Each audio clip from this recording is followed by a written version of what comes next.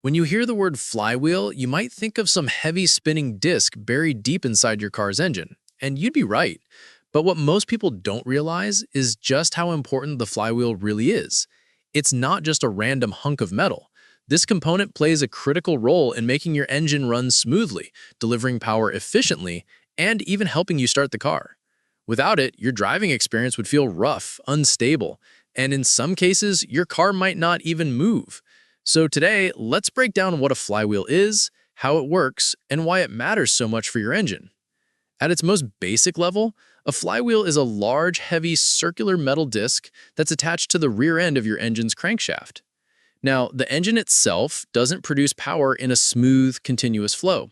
It produces power in bursts. Each piston fires in its own cycle, but between those combustion events, there are tiny pauses. Without something to balance it out, the crankshaft would jerk and vibrate, leading to a rough-running engine. This is where the flywheel comes in. Its job is to store rotational energy and smooth out the delivery of power. Think of it like a spinning playground merry-go-round. Once you get it going, it doesn't just stop instantly. It keeps spinning because of the momentum you've built up.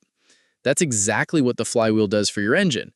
It stores that rotational momentum and keeps the crankshaft turning steadily, even when the pistons aren't firing. But the flywheel isn't just about smoothing things out. It also has a crucial job when it comes to starting the engine. If you've ever turned the ignition key or pressed the start button, you've engaged the starter motor, which meshes with the teeth on the edge of the flywheel. That engagement allows the starter motor to spin the engine fast enough to begin the combustion process. Once the engine fires up, the flywheel disengages from the starter, but without it, your car would never start in the first place. Another important role of the flywheel shows up in manual transmission cars. If you've ever driven stick shift, you've pressed the clutch pedal. When you do, the clutch disc presses against the surface of the flywheel. That connection is what transfers the engine's power into the transmission and eventually to the wheels. Without the flywheel, there would be no surface for the clutch to grip, meaning no way to transfer power to the drivetrain. So it's not just an energy balancer. It's also the bridge between your engine and your transmission. Now, you might be thinking, all right, that's cool, but why does it have to be so heavy? The answer is momentum. The heavier the flywheel, the more energy it can store. For everyday cars, you want a fairly heavy flywheel because it helps keep the engine smooth and forgiving, especially at lower speeds. But in performance cars, you'll often find lighter flywheels. Why? Because lighter flywheels don't store as much momentum, which means the engine can rev up and down much quicker. That translates to faster throttle response and sharper acceleration.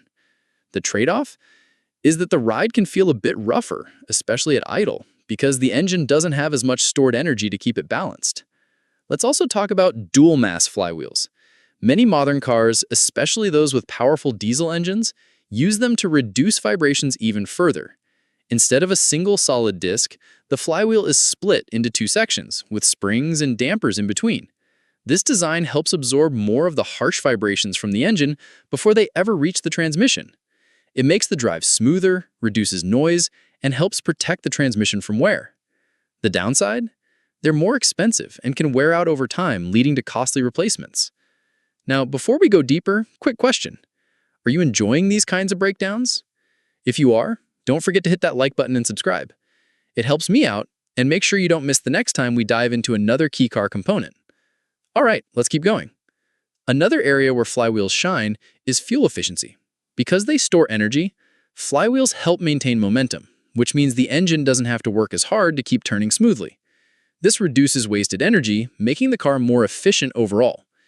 It's a small detail, but when you add up millions of revolutions per minute across thousands of miles, it makes a big difference. Beyond cars, flywheels are even used in renewable energy systems. In fact, some modern energy storage solutions use giant flywheels spinning at extremely high speeds to store electricity. It's the same principle: store energy when you don't need it, release it when you do. That's how fundamental this technology is, both inside your car and outside of it. Of course, flywheels aren't invincible. Over time, they can develop issues.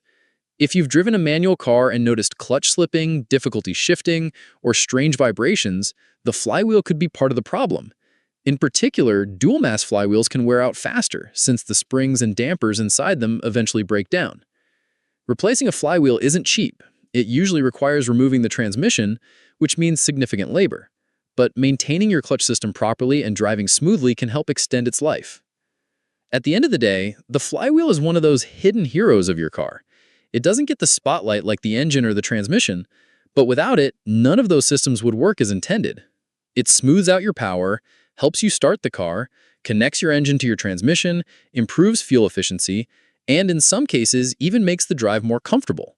From a simple solid disc to advanced dual-mass designs, the flywheel is a perfect example of how one component can make a massive difference in how your car feels and performs. So, while the flywheel doesn't get much spotlight, it's a silent powerhouse keeping your engine smooth and efficient. If this breakdown helped you, hit the like button, subscribe for more car tech explained simply, and let me know in the comments which part you'd like me to cover next.